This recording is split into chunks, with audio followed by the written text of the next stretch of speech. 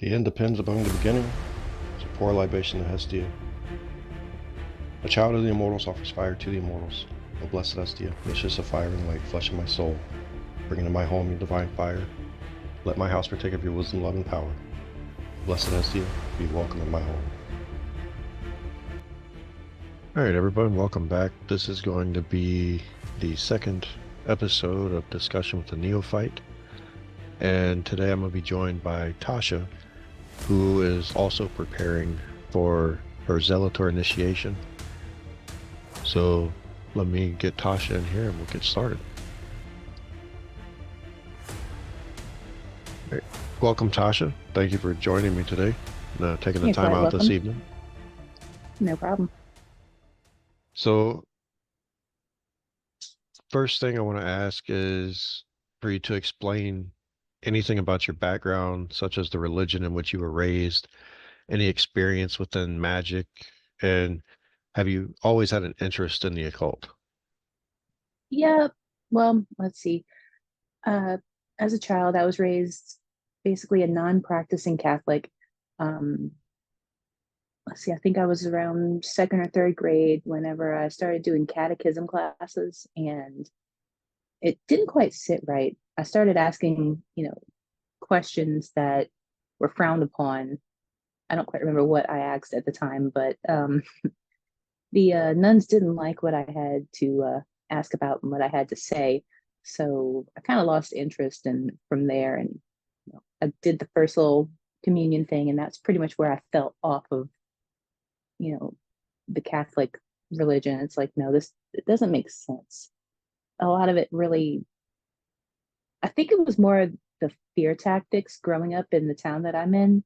Um, it's basically a lot of old people that run everything. So if you don't fit into that very small mold, you're an outcast. You're looked down on.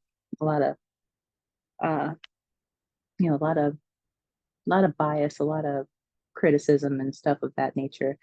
I can remember being very little, being outside and playing in the mud, playing in the dirty water in the ditch, scooping up the mud, making little golems, making little pots and things, and taking rocks, grinding up flowers. I didn't know what I was doing, but I was making, potions and stuff like that because every year for Halloween, I was a witch. I know that sounds cheesy, but it's legitimate. I always was a witch because it was a cute, quick, easy costume that was cheap. Um, didn't wasn't exactly poor growing up, but we didn't like always have what we wanted. We always had what we needed. Um, if I had to think of anything that would have kind of had any influence, like I want to say when, let's see, what was it, the late 90s when the craft came out. And that was like the first serious, like, exposure to anything that was occult. I just kind of, before that, just went with whatever came to mind. I had a very vivid imagination as a child, um, between, cute little books and probably any cartoons that may have been on, the TV, but they were, it was Halloween cartoons, Snoopy and Charlie Brown and, things like that. So, um, I remember, let's see, I think junior high, right about the same time the craft came out and it became a big thing again, in the late 90s. I know I had a friend at school, I think she was Wiccan, and she started teaching me a few things, and it was pretty interesting. So I'm like, okay, well, this is pretty neat, spiritual and, feeling like there's some sort of meaning behind things and just kind of feeling better about yourself, I guess. That like, and I really always was like ever since I learned what the zodiac signs were, with the horoscopes and all that, I got interested in that. I think pretty much everything started around teenage years.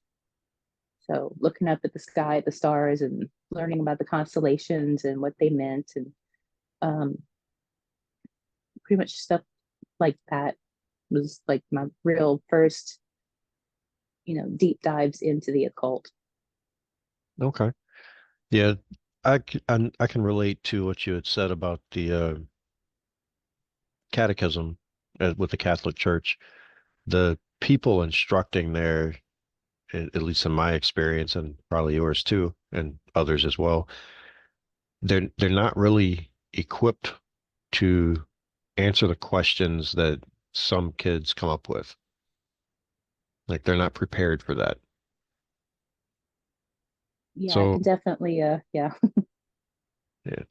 so I was raised Catholic as well, so I know I was there. So how did you come to find the Church of Thessaly? A relationship I was in a few years ago, he was, good friends with a few people and related to one of the current church members. So he introduced me to the friend group and started explaining how the church worked. And I was like, okay, well, that sounds pretty interesting. Let's see how this works. And I got to meet Monty and, a few of the other people. It's like, okay, I'm still not quite totally, believing what's going on with this, but let's check this out and see what this is about. I'll stick around for however long and see what, what goes on. Um, I know, I remember another, I know Monty had a shop Crossroads years back, and I have a vague memory of seeing it on, I think, the east side of town. I think that's where it was, somewhere think on the east side of town. I was kind of young. I think I remember seeing a big sign that said Crossroads on the side of a building or something. But so that was something I learned whenever I got to talk to Monty, and he starts mentioning how he's been doing this since 1994, and it's like, okay, well, that's kind of vaguely familiar. I wonder, okay, well, is that what I see? And well, that's pretty cool. Yeah, Crossroads would be the about the time of his first book, Reclaim the Power of the Witch. That was that was back then. Yeah, I've read it. It's great. It is a Yeah. good book. I It's a grab it every book that once in a while. I wish I'd have had when I first started, but unfortunately it wasn't one that was found in bookstores, or at least mass-produced bookstores. But so have you always had an interest in Greek mythology? Pretty much once I hit high school, I started learning about Greek mythology. And, being that our school mascot was Troy the Trojan, there was some immersion into it, but there wasn't a whole lot of emphasis. So we got the basics. As a kid, I've seen the Disney version of Hercules, but I didn't really connect the dots until I was older because, okay, yeah, that's a cute cartoon. And it came out, I think, the earlier mid 90s, and it wasn't really a thing on the radar. It was a Disney cartoon. But pretty much from there, pretty much after high school, it was like, okay, well, that was a thing I did then. And then it never really kind of circulated back around until I joined the church. Okay. Yeah, the Disney Hercules was It was cute, it but it it wasn't was exactly a good representation. It portrays I Zeus like as to a, let my kids watch it though because it's interesting. yeah. But so before becoming involved in Hellenism and with the Church of Thessaly, were you ever deeply involved in any other religion? No, not really. I dabbled a little bit into Wicca, but it I didn't have any guidance. There was no real guidance other than, oh, well, here you go, you're on your own. And at the time, I was too busy with life in general. So it wasn't always a big thing. And then my first husband decided to change his religion, like he changed his underwear. One month he was Buddhist, the next month he was exploring Judaism, the next one he was looking into something in Japan. I don't know. So I just kind of got away from. yeah, I got away from religion around that time. I'm like, okay, yeah, no, I'm gonna just, do my own thing and just be myself and be happy. Okay. So, at what point did you get involved in the Hellenic religion, and what pulled you into it? When I joined the church, it was 4 years ago, I think. Yeah, 4 years ago this year. I had when I joined, and the first year that I was with the church, it was kind of chaotic. We didn't have a whole lot of uh structure. Things were kind of going through a reformation period around then. Um, so like, You mm, get it. Things have changed a yeah, lot since the yeah, things have changed a lot. Like it was super lax, and then we were still kind of on our own. But now things have reformed, and it's really a lot better structured now. Um, but yeah, I didn't even know what Hellenism meant. When I first joined, I didn't really know much about polytheism or anything. And it's pretty much once I've joined and I started reading, doing the work, and starting to learn, it's like, okay, well, there's a lot of you know weight behind this that makes more sense. Whereas you had, growing up as a non-practicing Catholic, you're spoke at instead of taught, and you're supposed to just memorize this stuff, and you're expected to just believe, without any factual evidence behind it. well, you're supposed to take it at face value and never dig any Yeah. deeper into it. You're not supposed to look for any internal hidden meaning. You just take it as what it is. Mhm. So, what were your first thoughts when you initially started in the church, the Church of Thessaly, that is? I was a heavy skeptic. I was, trying to debunk everything. It's like, okay, this is fake, this is make believe, this magic doesn't exist. You can't do this, or, there's no way that these things don't exist. Show me, prove it to me, make me a believer. That was the main thoughts that I had. And I had a lot of headbutting with a few people right at the beginning. Um, I was really resistant to trying to do any of the rituals, or, um, you know, just I couldn't wrap my head around it because I hadn't seen anything, like any evidence of, oh, well, this actually works, this actually happens, until, I'm like, okay, I'm gonna just give it a fair shake, see what's going on. And, you know, it kind of goes back to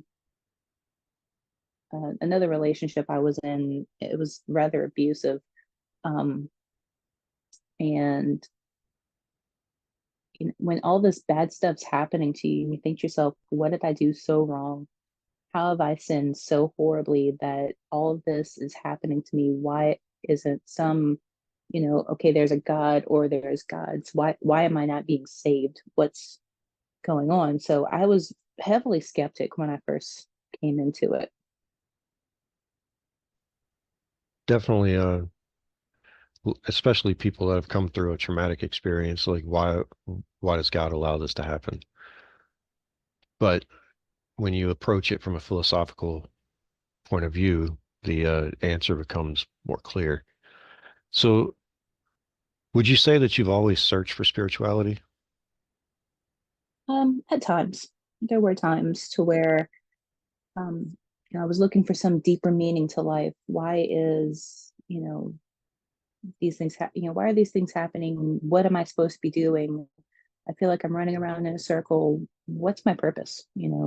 So there were times to where it's like, what am I supposed to be doing with my life? Where is this all powerful entity that's supposed to be helping? Because, oh, you say the prayer, you do this, there's all this that the Catholic Church tells you to do, and it's like, oh, well, you'll be saved. Um, okay, where? That's like TikTok, TikTok. Where are you? So, um, And of course, around here, you know, it's all about how you look. If if you don't fit in that mold, if you want to be wearing, mostly black, or if you want to wear whatever it is that you're, wearing, if you don't fit into that mold, you're a freak, or, you don't fit in. And pretty much with my family and, the little community where I'm at, it's either Catholic or Lutheran. That's your two choices. There is, you're not allowed to go out of that, because Baptist, or that only uh, Black people can be Baptist in their minds. That's, a religion for that race of people. Or you've got, you know, the Methodists, or the evangelicals, or the Pentecostals. But around in, this area, they're looked at as crazy, and, that religion is wrong, you know. So it's, nothing really ever felt right, because if you didn't believe what they believed, then, you're wrong. That's all there is to it. This is the one thing that you can believe in, and only that, and anything else is just wrong. And, you're kind of cast aside. Yeah, I had mentioned this when I had spoken with Daniel ab about the same conversation, I believe. In my opinion, Christianity is meant to be viewed and taken as a mystery religion, and not the way it is today.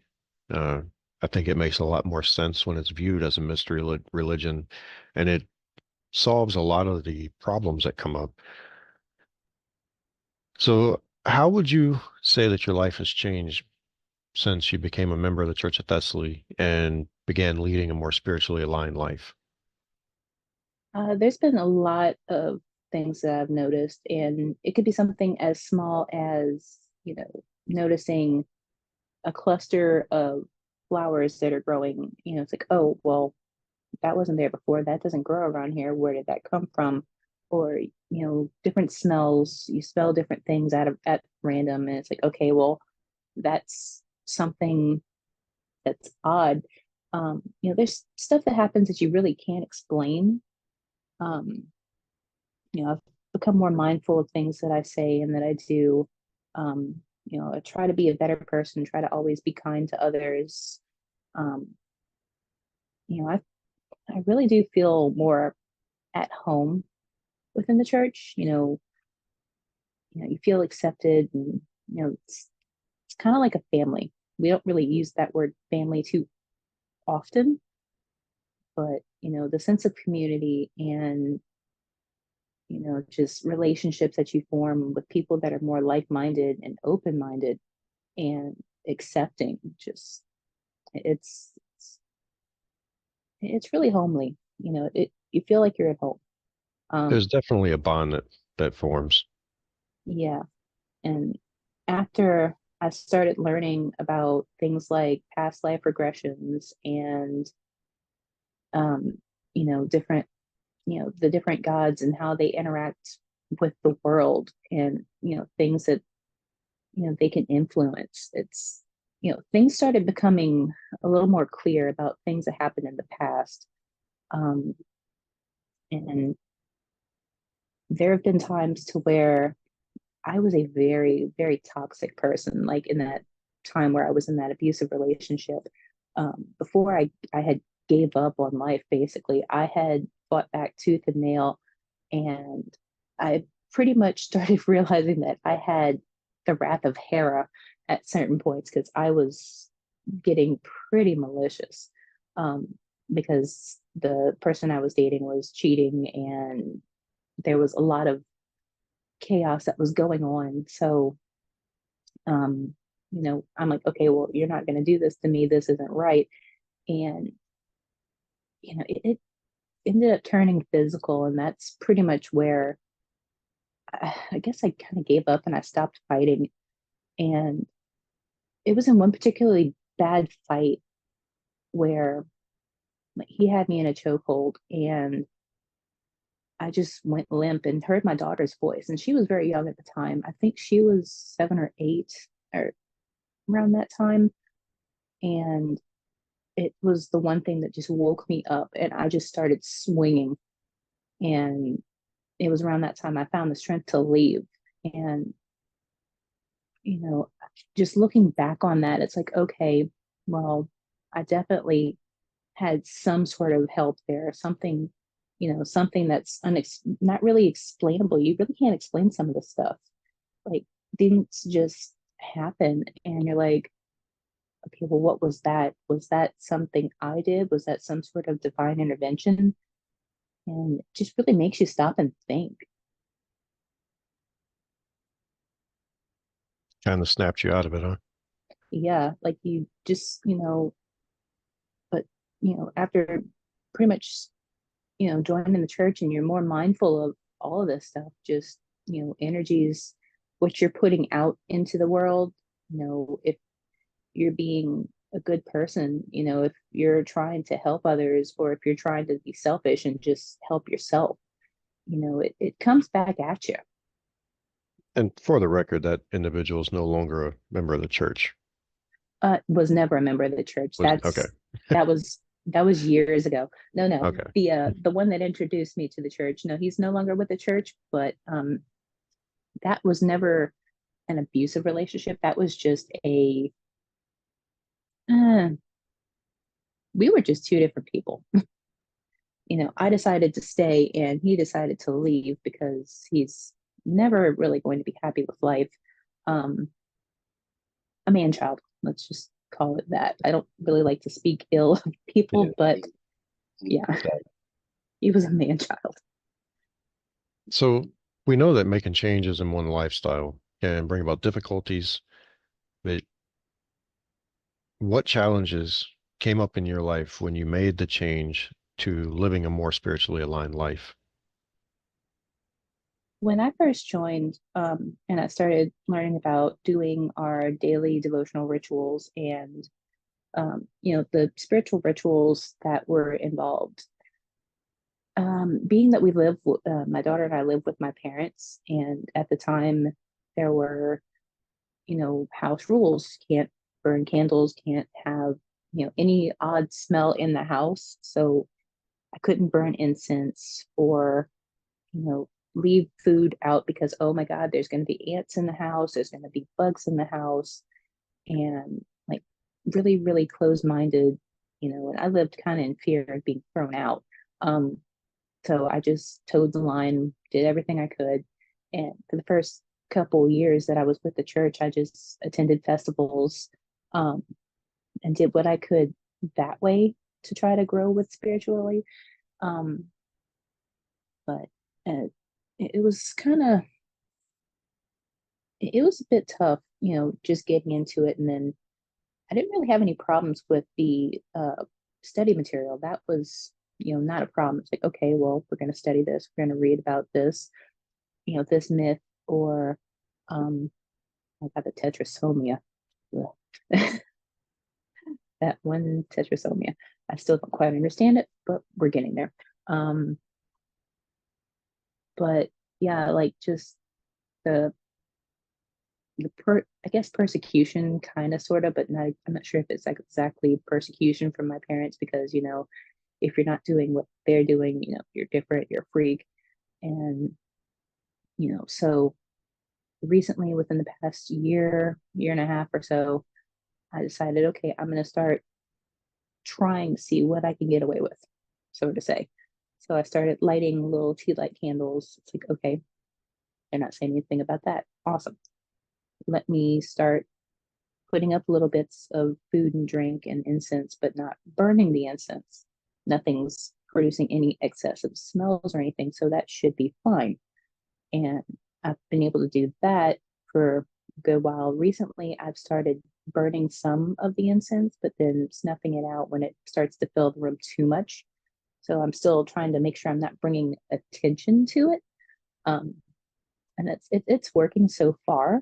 And then, of course, at the end of a time period, I go ahead and take my my offerings to the sovereign Taminos and we burn it there, or we bring it to another friend's house who has a fire pit and we go ahead and have a massive burn. And, it's nice because we get to sit and socialize and, talk about our experiences. And, you know, it really helps because someone can be going through something with one of their Theoi that you might have had a problem with yours, even though they may not be the same Theoi, but we can work around, maybe if it's a different food offering or a wine offering, or even some of them like beer, what works for some doesn't work for all, but it's about building that connection. So, but then within that first few years period, when I was still with the last guy I was dating that brought me into the church, um, we actually had left for a little while because there was a lot of conflict and I was following him. I really didn't want to leave, but I was like, well, I'm gonna, try to support the relationship instead of, the church, which was a mistake. But, being that I left on good terms, I was welcomed back, with no problem. I explained to Monty, look, this isn't, my path in life right now. I need to take a step back. Things are just too complicated. And he was like, okay, well, whenever you're ready, come on back. So when after a friend of ours passed that was a member of the church, it's like, okay, this is a call. This is definitely a calling to come back. This doesn't feel right. It's definitely time to go back and see. Attending that funeral, it was a hard slap in the face, you know, like just the air, just you could feel that he was still there, but you know, something was just a bit off. Like it was so weird not having, him there. So, um, I was like, okay, I'm gonna just dive back in, and I really got serious with my studies right about that time. Um, I started excelling. I pulled ahead with it was kind of like a competition, a little friendly competition with all of us neophytes to who was going to be, through with the first year's books first. And I was part of a different Taminos at the time that no longer exists. It was a really chaotic thing, but so I didn't get all of my books and things as fast as I should have. So I was a little behind, but then once I got my stuff and I started just blitzing through it and catching up, and it's like, okay, I can really do this. This is gonna be fine. It's actually kind of fun. So, you know, let's go. Took a more I took a more active role within the within temple services and rituals. Um, and it really gave me a good sense of responsibility. You know, having people depend on you, it was it was a good motivator. Unfortunately, things lately, um, with my job upheaval and my mom getting sick, I've been, taking care of her. So having to negotiate, time off from that with, my parents to say, okay, when can I have a little time off, get out of the house, go hang out with friends? It's, it's made things difficult, but, I'm still trying to make sure I'm taking care of my end of things on, my daily practices and, trying to make sure I'm keeping up with studies. And I'm really looking forward to my initiation. Yeah, it's coming up soon. So if you could go back and change anything, what would it be? Um, I would go back to the time when I was a teenager. I would be more self-confident, um, more assertive, let go of toxic relationships and toxic habits and things of that nature. Something I would definitely not recommend anybody to do ever is when you have your Kiklos right and you're in front of Hecate, you don't offend her. It's never, ever suggested to ever offend Hecate. Um, that's a funny story for another time. But yeah, I would go back and be a little more assertive, just be more self-confident, in who I want to be, things I want to do. I think everybody could probably do that at some point in their life. So, would you recommend a spiritual life to others? And if you would, what would you say that they need to prepare for? Um, yeah, it's good to have some form of spirituality, be it, paganism, neo-paganism, um, even, with the Christianity, believing in something is better than believing in nothing. Because if you don't believe in anything, then what are you doing? If they wanted to join our church, the things that they should prepare for, um, prepare to be surprised because you'll find things out about yourself that you never even expected to know. Um, you may find out why you like a particular sport or if why you like math more than you might like, or if you like philosophy, and you'll find out more stuff about yourself and, the world around you, herbalism, you know, astrology. There's so much out there that we just kind of take at face value or we take for granted. And when you stop and you look at things, it all becomes clear. It gives life more meaning. Yeah, you And say that it reminds me during the Manetho time of the church, there was a member, uh, we just called her Yaya. Her Theoi were was Hestia, and she didn't understand it at first. She actually is like, I am not a domesticated person. Mhm, So she started cooking and trying to build that relationship with Hestia and found out that she loved it. mhm. She brought out a side of herself that she didn't know. So now that you're nearing the end of your neophyte training and preparing for your initiation in the Zelator, what thoughts are going through your mind? It's pretty exciting. And to think of what's coming up, I'm really anxious, mostly for the work that we're going to be coming up with, the extra spiritual work, how things get a little more intense that we've been told. Um, kind of, kind of a little bit anxious about spending a night in the temple because, Akate do be mean mugging me every once in a while when I'm in there. But, maybe I'll bring her a pomegranate or something and say I'm sorry again and again and again. um, but I'm looking forward to the rituals, um, the different energy work, getting to see how some of the more inner workings actually, just I guess how things work. Okay. Um, yeah, yeah, we'll go with that. So how has your journey to this point been for you? From day one of joining the church to where you're at now? Uh, things started out really slow, like I had said before, and then halted completely whenever I was following that incompatible partner. Um, I've gained a lot of friends. I've lost some of them, and I've learned a lot about myself as a person. Um,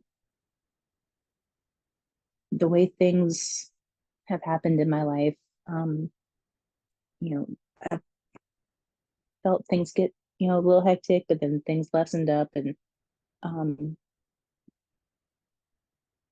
I've actually developed a stronger relationship and a bond with my daughter because, before we didn't really have that close of a relationship, but then, um, you know, since I've been, you know, kind of slowing down, taking time to look around and see what's going on and why things are the way they are. Um, that's kind of a thing. It's you know getting to try to figure out how to navigate different challenges. Um, Whenever I was still working, I used to work in a casino. So until I had my schedule changed, I wasn't able to be off on, nights and weekends. I still worked nights, but I didn't have my weekends free. So anytime there was a festival going on, I had to sit there and beg and plead for something, to have off, even though it was a religious thing. But in a casino, they don't care. It's gambling. So, um, but yeah, it's been a pretty interesting ride along the past 4 years, with the festivals, with rituals, with, you know, um, seeing different things, making natron, um, and actually watching that process was pretty cool. See, the thermal reactions with the salts. That was pretty interesting. Um, I didn't get to go to the Promethea festival, but one with Monty had actually made the divine fire. But I seen the video, so I was like, okay, well, that was really freaking cool. And speaking to everybody that was there and seen it happen, it's like, okay, I've got to see this one of these days. You, sir, you need to do that. I'm waiting for you to do it. It's coming. It's coming. I'm waiting for that. That's gonna be fun to see. So, what concerns, if any, do you have about continuing your training and your journey within the church? And pretty much the same stuff that I've, kind of mentioned already, my employment situation, living situations. How will I manage my studies if I'm, unable to attend, the worship rituals, anything that's going on in the temple, and just not being able to be present. Um, you know, with the restructuring of everything lately, with Monty being a lot more strict than he has been, which is a good thing. I definitely count that as a good thing. He's Um, strict Monty. Trust me. oh, I've heard the horror stories multiple times by multiple people, and just seeing where the church is heading. I mean, I'm all for it. It looks like things are on a much better path now than they had been over the past few years. Um, Sometimes it feels like I'm letting everybody down lately because I haven't been able to fulfill my role as the Philax in temple services. I know it's not my fault that I can't be there, but I still kind of feel that personally, that I should be there because I have a responsibility. And you know, sometimes with the new rule that we're not holding festivals anymore for the time being, and we're having to do things at home. So my ability to set up um, a new altar, which I recently did, it's coming along. It's very basic at the moment. Um, to be able to honor the deities for their feast days, um, that's kind of one of my main concerns, is being able to put together something. I know it doesn't have to be extravagant, but doing something that feels right and feels good and appropriate. That's kind of where I'm at because financially things are strained. Um, so that's basically my main problems that I'm having right now, is how will I do what is expected of me with the limited word there uh, uh, uh, Resources. resources. Thank you. It was not there. I won't even lie, it wasn't even there. But yeah, that's with the limited resources that I have, to do with what I want. And I've been really inspired this past few days, with this month being for Athena, and she, appreciates crafts. So I'm thinking, well, I can start crafting things and, that would, be a good idea instead of going out and buying things. It's like, okay, I'll see, what I can put together. Yeah, that would be a more simpler route to go. And I've shared some of the stuff that I've made with y'all. A lot of my stuff is done here. I try not to buy a lot of my stuff. So, what is your ultimate goal for you personally at this point, and has it changed since you first began in the church? Yeah, my goal has ultimately changed. When I first joined, um, I was thinking, okay, well, what's the furthest that I can go? And that's to be an adeptus. Okay, cool. If I hit that, awesome. If I only hit a Theorkai or a Practicus, okay, well, that's just, what it is. Well, now that I've been, getting a lot more involved, I would really love to own my own temple. And I'm not exactly sure who it would be devoted to just yet. Well, I would definitely have a shrine for Hermes. He is my patron, the they and he helped me out of a pretty tough spot a couple years ago financially. And in that plea to him for help, I promised him a shrine. So I've got some work to do. So, Better but get yeah, to it. I better get to it. So that's a thing. Um, I had no idea what I was signing up for when I first joined, but now it's like, yeah, I would love to have a temple, but I'm not sure if I would want to have my own Taminos because after seeing the building of one and its complete destruction by the hands of, you know, the regent and vice regent, I'm not sure I'd want to even try to take on that kind of responsibility. I'm sure I probably could, but it just seems like way too much chaos, way too many people. I can be a tutor, but I don't think I'm a teacher, so to speak. Well, without speaking ill of those individuals, you have to stay balanced. You have to remain balanced, and you have to do the work.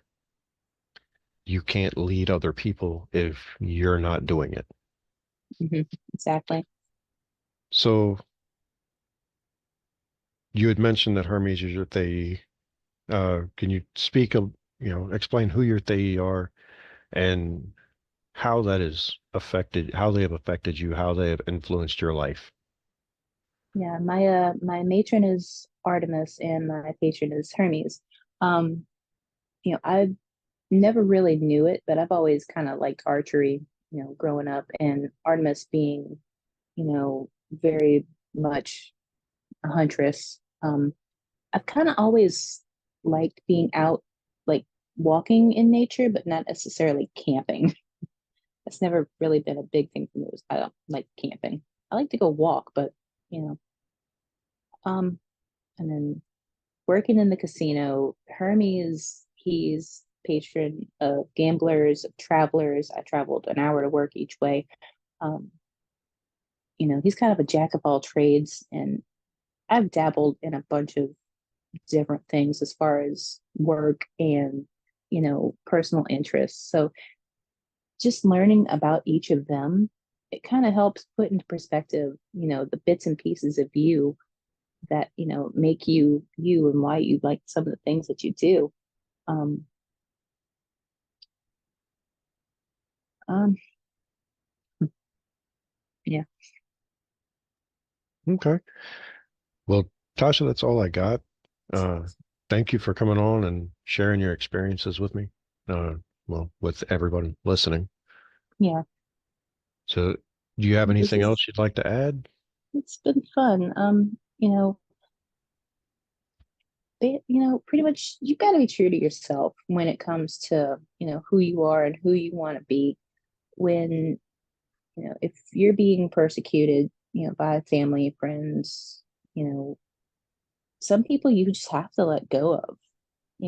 follow your soul, follow your spirit, stay true to who you are.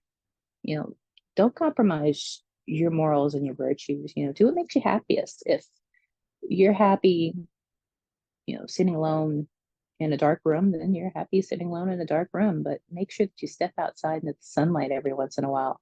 Don't lose touch with humanity. Um, just work to make yourself the best version of you that you can be. Um, and if that means that you take some spiritual path that, you know, isn't within Hellenism or some sort of, spiritual paganism or something, just as long as, you're a good person and you're not trying to bring harm to others, hey, okay, cool. But, you know, just do what makes you happy for yourself. You gotta live for yourself first before you can really live for, someone else. Because if you can't take care of yourself, you can't take care of others. That's something I've Well, had to learn the hard you way have as a parent. you have to set boundaries. You have to set Hmm? boundaries.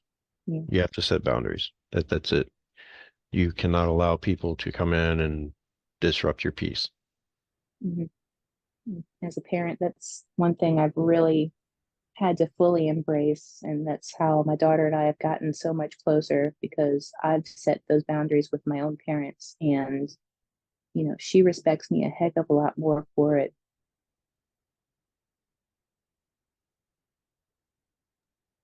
All right. Well, Tasha, I want to thank you for coming on. And like I told Daniel, I would like to do this again once you're progressing through Zelator, if you're okay Absolutely. with that. Absolutely. See how things have changed since then. Should be interesting. So, thank you for coming on, Tasha. Thanks for having me.